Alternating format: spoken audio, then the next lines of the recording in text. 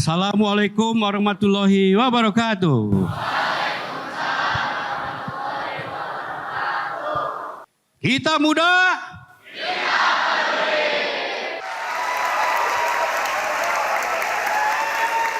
Kita persilahkan Bang Andi naik panggung. Bang Andi.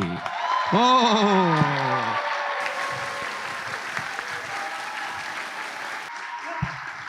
Ya, luar biasa, Bang. Terima kasih nih. Beliau masih 17 tahun ya, jadi masih gagah 17 tahun nih. Bang Andi, sehat Bang? Sehat walafiat, tapi ada perasaan kurang enak. Loh, kenapa? Karena hari ini saya dikudeta. Dikudeta oleh Asep Goes to Campus ya. Punten, karena memang saya punya podcast, tapi tidak sehebat Bang Andi. Tapi saya tadi main-main sedikit, Asep Goes to Campus. Semi kudeta lah ya. Silakan Bang. Baik, Ya. terima kasih. Jadi saya di sini tamu, teman-teman. Kalau tidak salah nih, Bang Andi ini dulu masuk ST ya, Sekolah Teknik, kemudian STM, Sekolah Teknik Menengah. Tapi kok jadi wartawan? Bagaimana kejadiannya tuh Bang? Nah, saya beruntung karena waktu kelas 4 SD, teman-teman, itu guru saya menemukan talenta saya, bakat saya yang katanya luar biasa dalam hal menulis. Dan akhirnya saya masuk, memaksakan diri berusaha untuk jadi wartawan dengan sekolah di Sekolah Tinggi Publisistik. Ketika Bang Andi memilih jadi karir dengan passionnya begitu, apakah itu membuat kita sukses ya? Semua orang dengan passion akan sukses. Nah ini bagaimana menurut Bang Andi? Tidak semua orang yang menemukan lentera jiwanya atau passionnya itu sukses ya. Tapi kalau kita bekerja di bidang yang kita suka, yang kita cintai, maka sukses itu lebih cepat atau akselerasinya lebih cepat daripada orang-orang yang mungkin menekuni bidang yang dia tidak suka atau dia tidak cintai. Jadi faktor passion atau faktor lentera jiwa itu menjadi penting, tapi tidak satu-satunya yang menentukan. Tentu ada kerja keras di situ, ada keinginan mengembangkan diri di situ, ada lingkungan yang mendukung, ada orang tua atau keluarga yang ikut memberikan support, itu menjadi penting juga. Nanti dalam perjalanan biasanya menemukan lagi sesuatu yang lebih menyenangkan atau sesuatu yang lebih tepat sesuai dengan kondisi dan waktunya ya.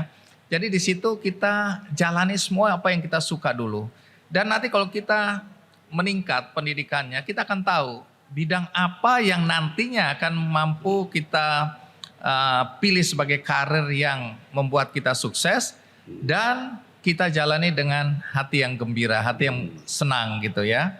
Nah itu nanti proses belakangan, tapi jangan sampai kita tidak memikirkan, sudahlah nanti biarkan hidupku mengalir, jangan. Dari awal kita sudah harus tahu atau mencari untuk bisa tahu apa yang menjadi minat kita. Sehingga kalau bisa sebelum masuk perguruan tinggi kita juga udah tahu. Kalau senang menasihati orang, senang membaca pikiran orang, senang mempelajari perilaku orang, mungkin dia cocoknya psikologi. Ya. Wah aku masuk psikologi aja karena aku suka nih kalau ada orang curhat aku nasehatin. Terus aku pelajari karakter orang, tingkah lakunya, perilakunya dan seterusnya.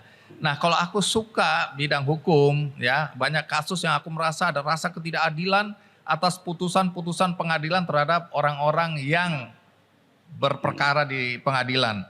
Oh jangan-jangan aku lebih suka jadi hakim, jaksa atau pengacara. Oh kalau gitu aku masuk ke bidang hukum dan seterusnya dan seterusnya. Jadi kalau kita tahu apa yang kita mau, waktu itu bisa dipersingkat.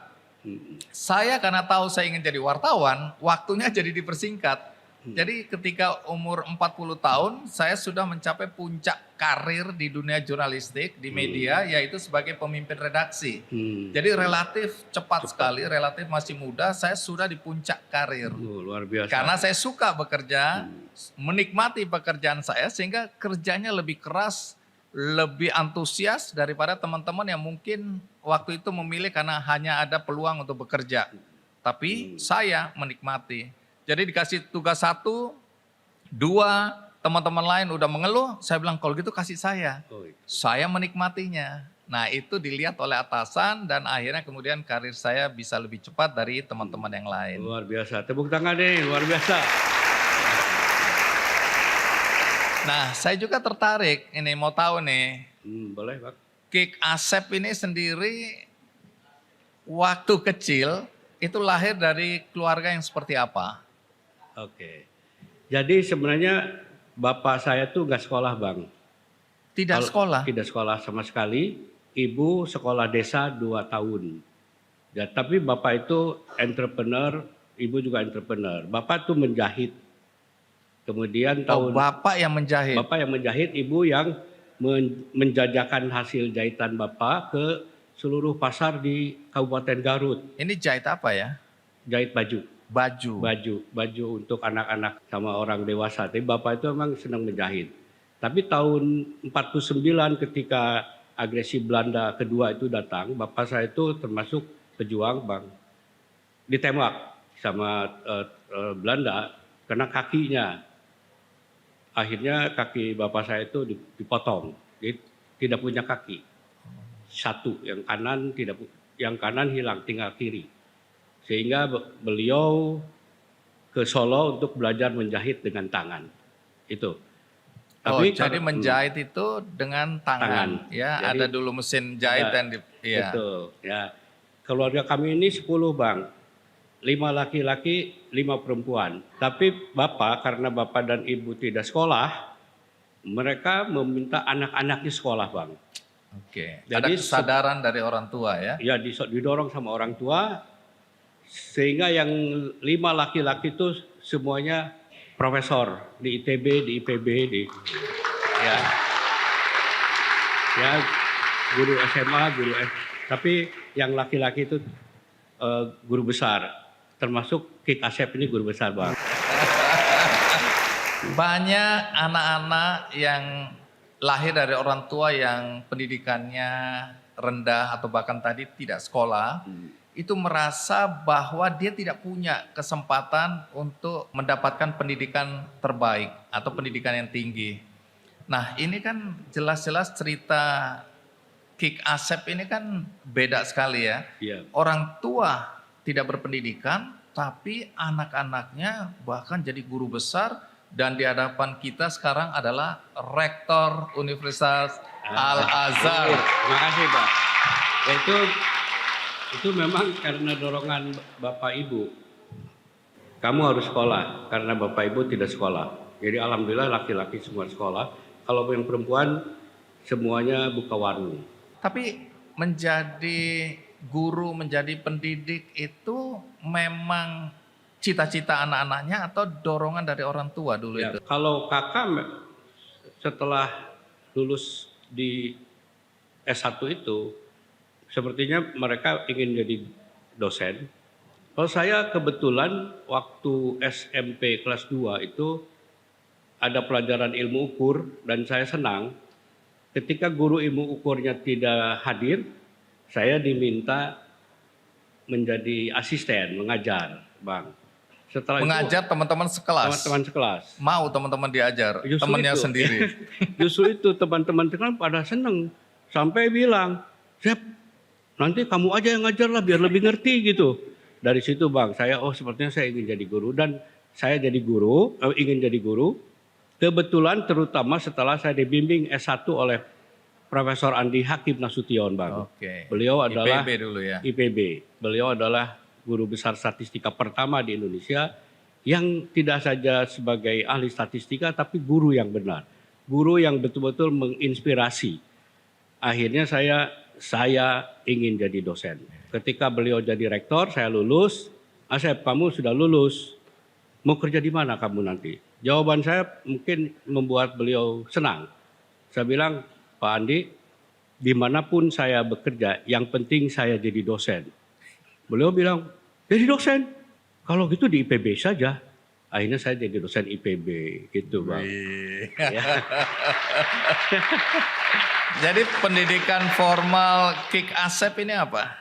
Pendidikan formal saya memang S1 saya statistika terapan dibimbing oleh Pak Andi Hakim. S1 lagi mengambil genetika molekuler di Prancis, Bang. Tapi saya tidak sampai master dan PhD. Pulang, kemudian mengambil S2 genetika kuantitatif di Kanada, sampai doktor di Kanada. Wow, ini anaknya Ya. orang tua yang tidak sekolah ini ya. Alhamdulillah. Bisa kemudian mengenyam pendidikan tinggi bahkan sampai di luar Luar negeri. negeri. Saya datang ke kampus-kampus dan kemudian menyadari bahwa banyak anak-anak muda di kampus yang menderita, yang tersesat, yang tidak bahagia menjalani bidang yang sedang dia tekuni.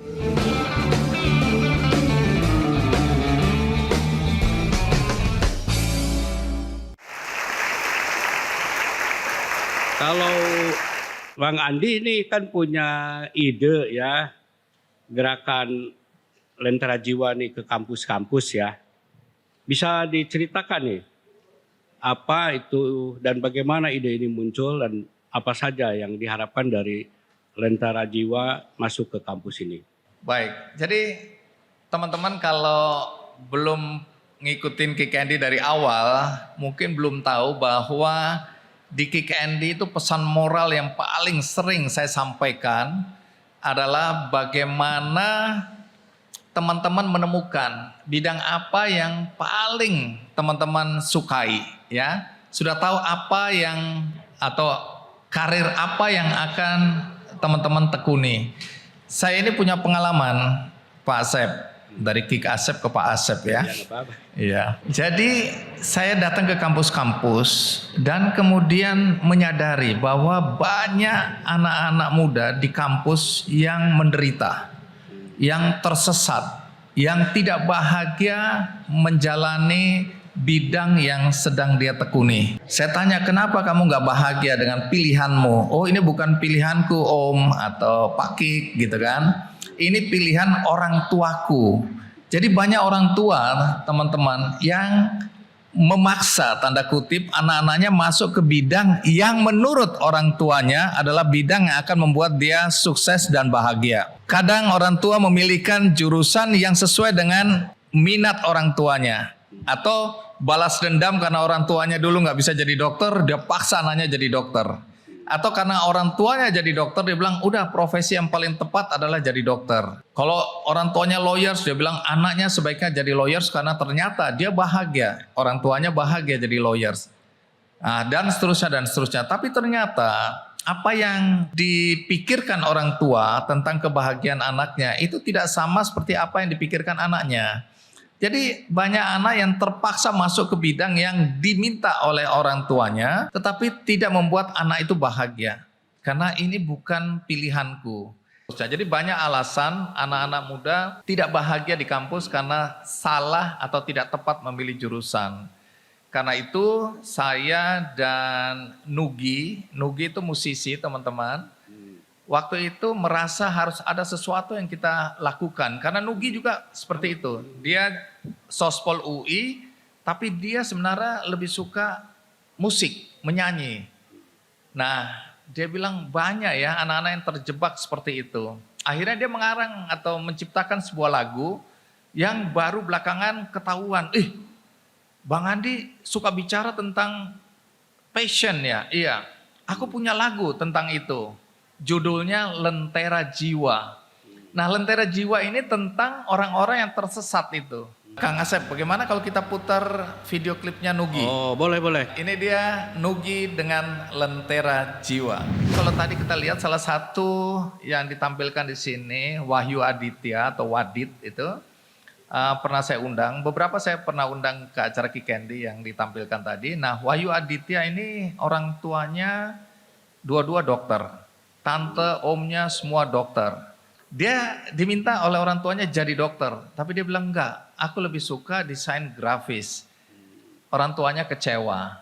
Tapi kemudian dia belajar di Australia mengenai desain grafis.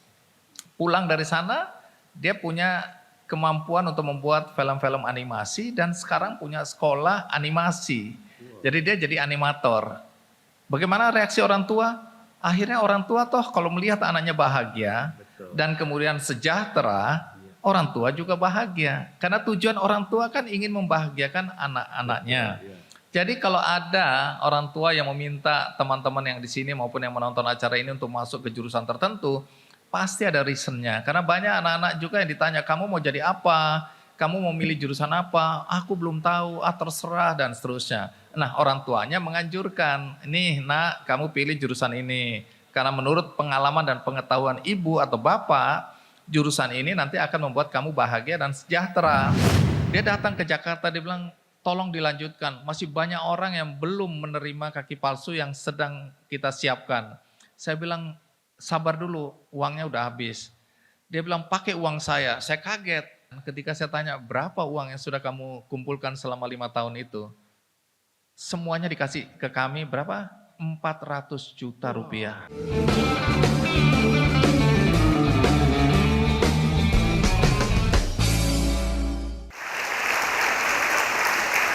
Bagaimana dengan kisah-kisah sukses dalam kehidupan yang hanya diukur dari segi materi saja, Bang? Bagaimana ini fenomena ini menurut Bang Andi ini? Saya selalu ingatkan teman-teman, uang itu penting. Harta itu harus kalian cari, kalian kejar, kalian dapatkan sehingga kalian sejahtera. Tetapi bukan berhenti di situ, bahwa setelah aku dapat harta, aku akan bahagia. Belum tentu, ya. Banyak anak-anak dari keluarga konglomerat, keluarga orang kaya yang bunuh diri, yang kemudian juga melakukan tindak kriminal, yang terjebak narkoba. Kenapa? Karena ternyata dia tidak bahagia, dia tidak menemukan kebahagiaan di dalam keluarga. Sehingga dia mencari-cari, dan karena dia masih muda, tidak ada bimbingan dari orang tua yang sibuk mencari uang itu, mereka kemudian mencari jalannya sendiri dan jalan yang salah.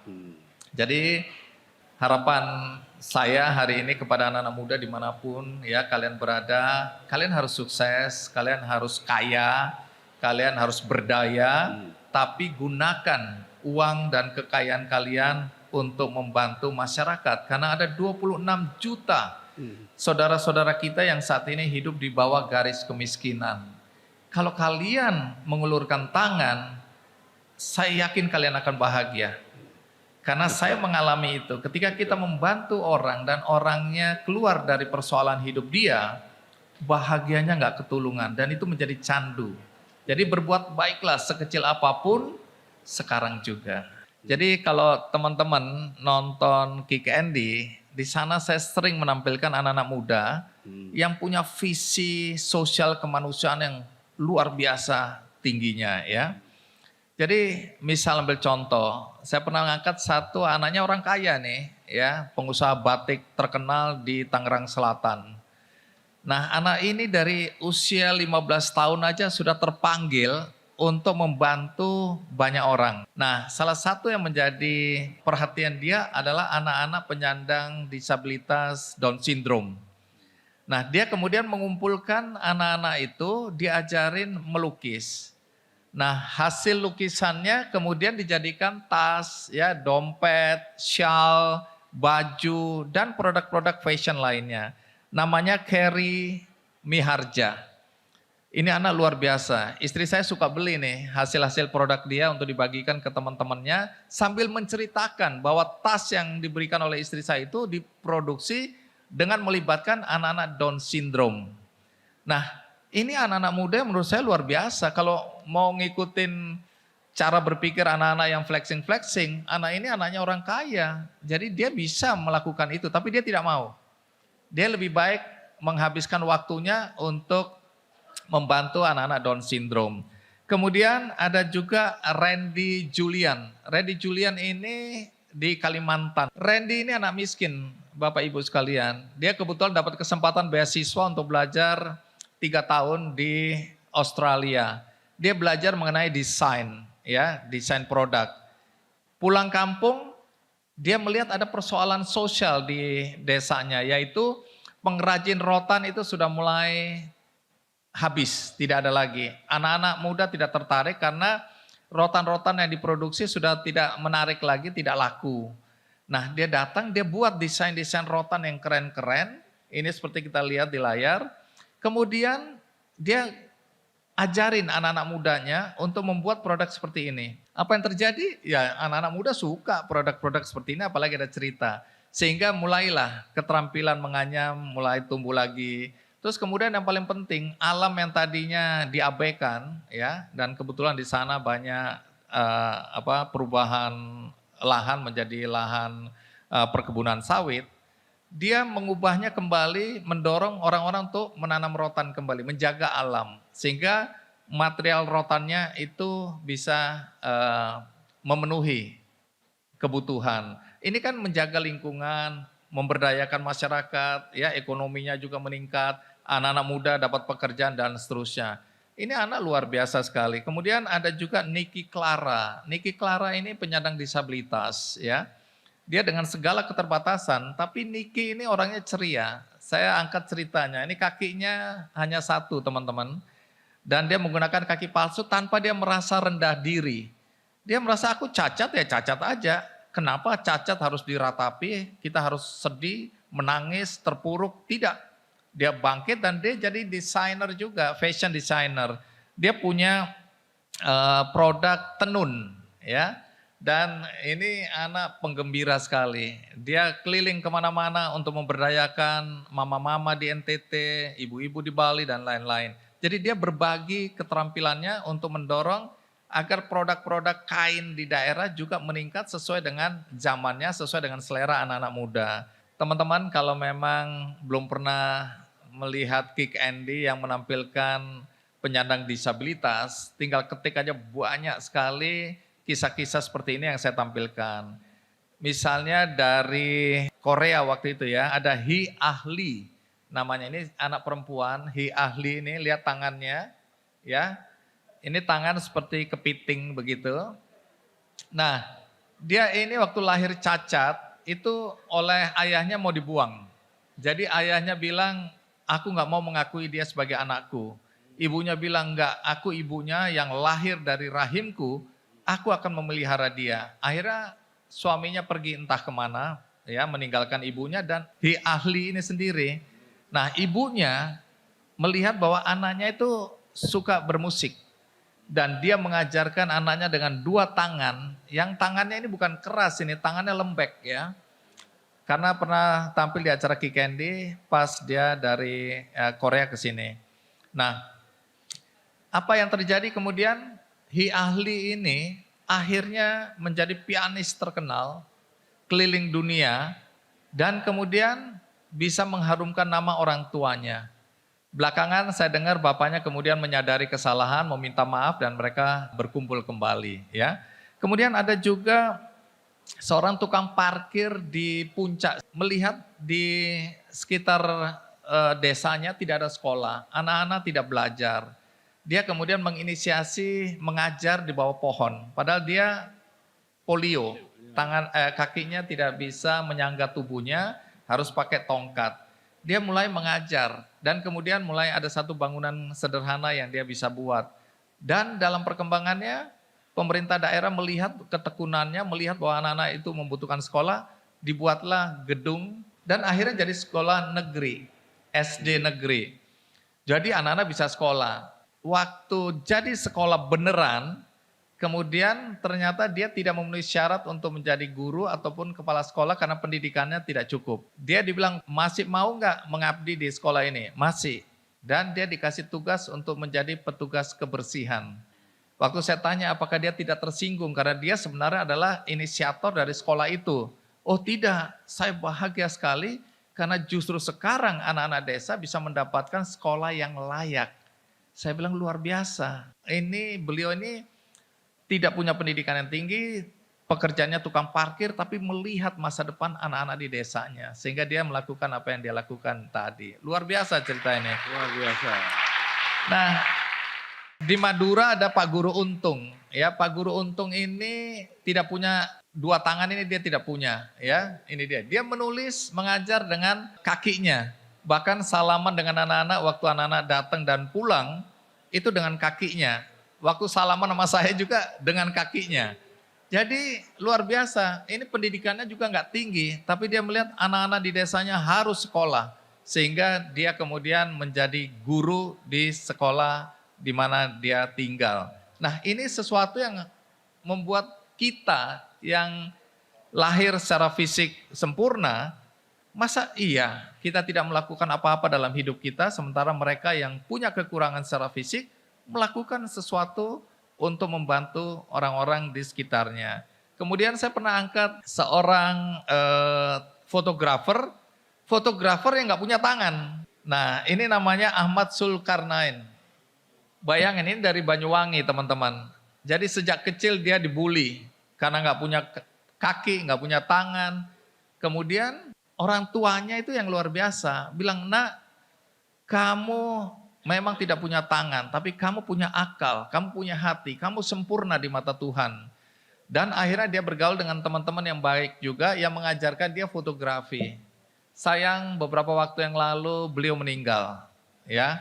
Padahal dia memberikan inspirasi bagi banyak orang untuk bisa mandiri, bisa bangkit, ya, menginspirasi.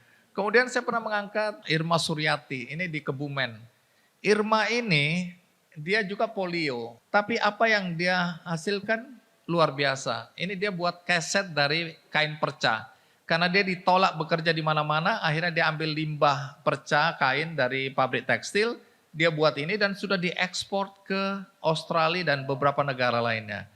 Yang lebih hebat, dia kemudian mendirikan sekolah, dia mempekerjakan janda-janda, mempekerjakan waria, mantan PSK, ya, kemudian anak-anak penyandang disabilitas, anak-anak putus sekolah, dia kerjakan sehingga mereka juga dapat penghasilan dan bisa sekolah dengan baik.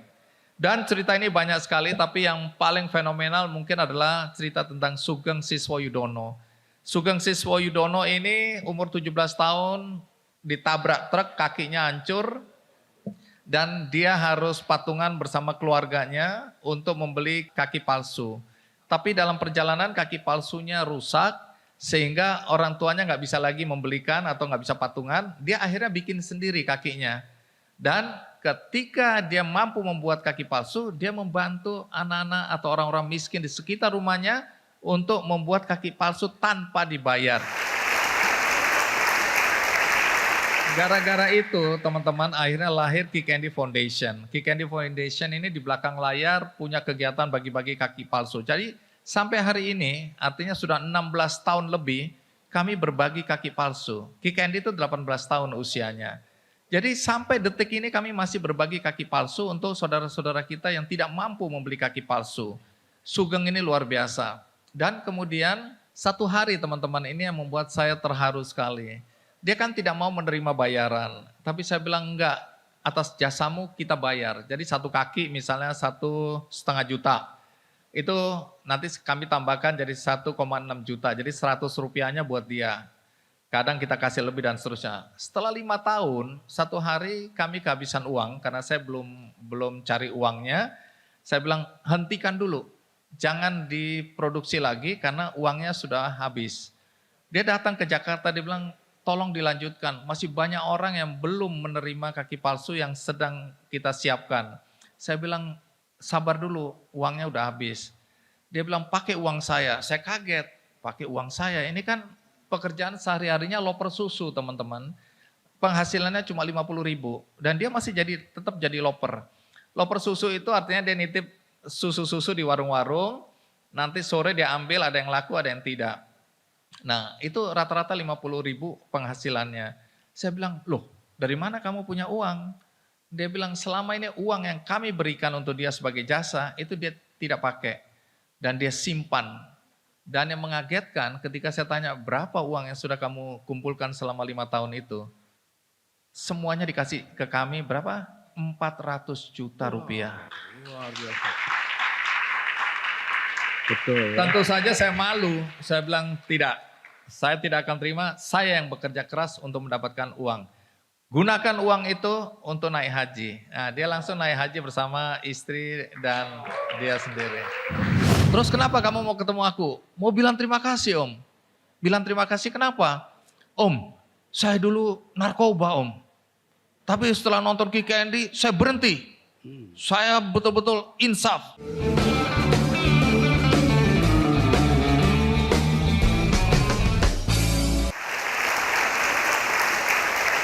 Bang Andi ya, bagaimana ini selama 18 tahun ini manfaat Kick Andy untuk Bang Andi sendiri? Bagaimana itu Bang? Manfaatnya saya belajar tentang kehidupan.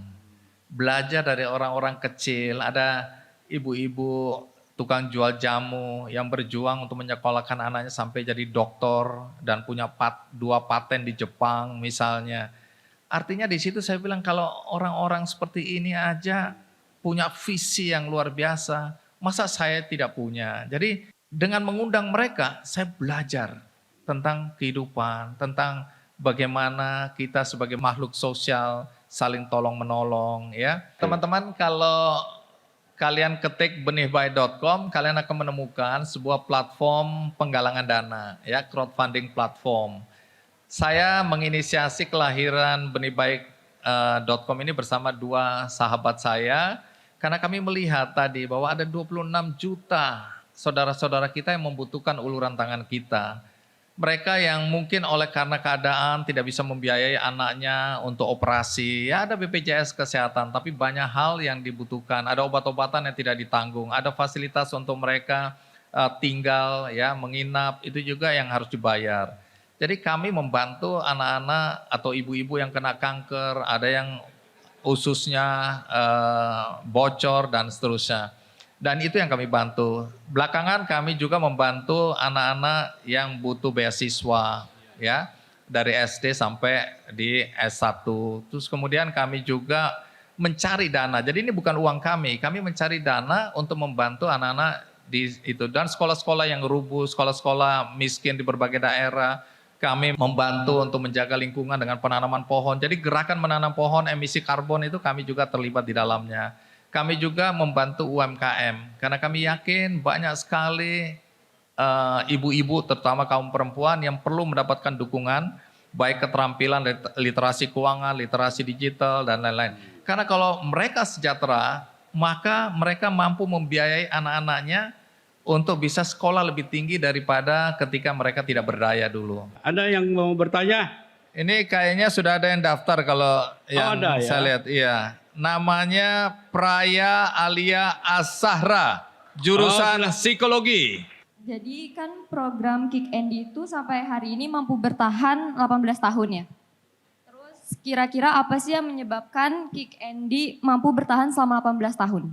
Saya juga kadang heran kok bisa bertahan 18 tahun. Lama ya. Karena awalnya banyak orang meramalkan Kick Andy itu umurnya tidak akan panjang. Karena waktu lahir dulu program yang digemari di televisi itu program kriminal yang ada darah-darahnya gitu.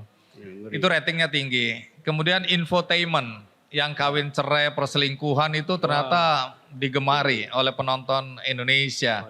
Sehingga saya waktu lahir banyak orang bilang cerita-cerita tentang kebaikan, inspiratif. Nggak lama lah. Apalagi ditambah hostnya nggak menarik katanya gitu ya. Tapi belakangan saya juga mencoba bertanya, kenapa Kick Andy bisa bertahan? Ternyata selain sisi manusia yang ingin tahu hal-hal yang seperti tadi itu, banyak juga yang ingin mendapatkan inspirasi, terutama ketika mereka menghadapi persoalan dalam hidup. Ya, saya pernah angkat cerita tentang Pak Dahlan Iskan yang harus mencangkok hatinya sampai ke China, ya berbulan-bulan sterilisasi, nggak boleh ketemu siapa-siapa. Ternyata itu kemudian membuat seseorang yang menonton tidak jadi bunuh diri. Dia waktu itu kirim email. Pak Andi, terima kasih karena setelah nonton Kick Andy saya tidak jadi bunuh diri. Ternyata memang persoalannya sebenarnya menurut saya, tapi pasti menurut dia berat ya. Dia patah hati dan hari itu dia mau bunuh diri. Tapi ya mungkin rencana Tuhan.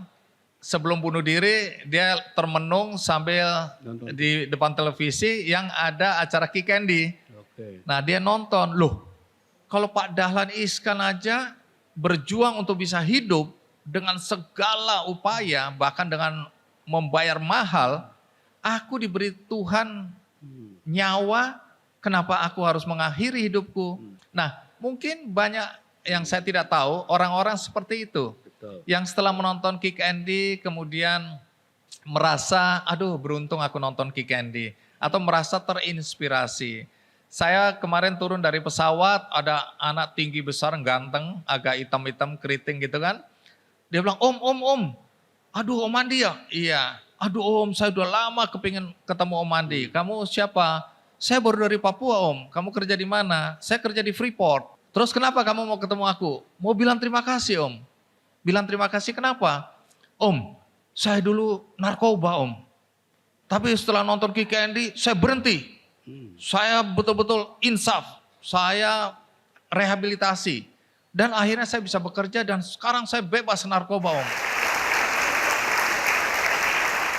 Mungkin satu lagi, mahasiswa lah laki-laki. Baik, namanya Dendi Pratama ini. Yang ingin saya tanyakan kepada Bapak Rektor adalah apa sih yang harus dilakukan oleh perguruan tinggi agar bisa menciptakan para pemuda yang tidak hanya cerdas doang tetapi berkarakter, berakhlak dan bermoral juga. Dan yang dilakukan oleh Universitas Al-Azhar Indonesia ingin menekankan kedisiplinan diri, kepercayaan kepada diri dari hal-hal yang kecil. Jangan sampai ketika kita sedang kuliah, kemudian ada ujian, kita berusaha nyari-nyari contekan atau lihat orang. Itu pekerjaan korup. Jangan. Kalau oleh dosen dikatakan ini adalah ujian mandiri, ingin tahu sampai di mana pengetahuan Anda, fokus sendiri, bukan tidak mau menolong, sendiri. Memang itu adalah tugas. Sehingga kita belajar untuk tidak lihat kiri kanan dan tidak korup, dan kita ingin tahu sampai di mana kemampuan kita. Walaupun juga ada pekerjaan-pekerjaan yang di Al-Azhar ini tidak saja untuk mandiri Bang, tapi juga silakan kerjasama. Ada tugas-tugas yang memang harus kerjasama, karena kita juga penganut kolaborasi. Tapi kolaborasi untuk menolong orang juga ya, jadi bukan kolaborasi yang jelek-jelek. Kerjasama untuk yang korupsi itu tidak boleh. Maka di Al-Azhar ditekankan, percaya diri, kemandirian, dengan tidak melakukan sesuatu yang sekecil apapun yang justru merusak orang lain, yang disebut korup. Insya Allah kalau itu terus menjadi kebiasaan, Anda tidak akan melakukan korup. Nanti itu betul-betul bekerja, mendapatkan income, dan juga bermanfaat untuk orang lain juga berdoa untuk Anda jadi orang kaya, bukan dari hasil korupsi. Itu yang kita tekankan.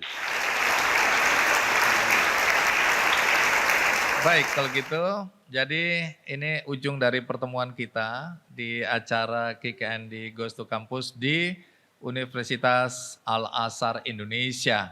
Jadi saya berterima kasih Pak Rektor karena sudah mau menjadi co-host acara ini tanpa ada honor. Iya, nggak apa-apa. Yang ada nanti kita tukaran buku. Ya. Tapi bagi Anda yang tadi tidak menyaksikan acara ini dari awal, Anda bisa menyaksikan tayangan ulangnya di metrotvnews.com. Juga ada cuplikannya di channel YouTube Kick Andy Show. Dan Pak Asep, seperti biasa saya ingin mengimbau siapapun yang menonton acara ini, kalau Anda punya keinginan untuk berbagi dengan saudara-saudara kita yang membutuhkan, di Benih Baik ada kampanye penggalangan dana kemanusiaan. Anda bisa membantu, namanya Ika Nela. Dia mendirikan rumah terapi dan belajar bagi anak-anak berkebutuhan khusus. Ya, rumah terapi diperuntukkan secara gratis kepada warga prasejahtera di Karangsari, Kecamatan Karanganyar, Kabupaten Pekalongan, Jawa Tengah. Jadi saat ini IKA menampung 55 anak yang merupakan anak penyandang disabilitas dengan memberikan fasilitas terapi secara gratis. Jadi kalau Anda ingin berbuat baik, Anda bisa membantu IKA dengan klik benihbaik.com, cari kampanye penggalangan dana berjudul Wujudkan Rumah Terapi dan Belajar bagi 1000 Anak Berkebutuhan Khusus. Akhir kata sebelum kita tutup ini, saya ingin menyerahkan buku biografi saya, kisah hidupku, kepada co-host acara ini. Terima kasih, luar biasa.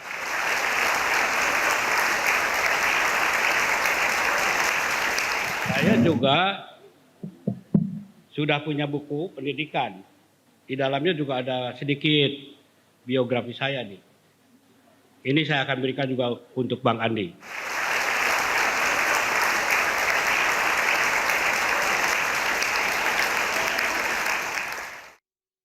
Jelajahi cara baru mendapatkan informasi. Download Metro TV Extend sekarang.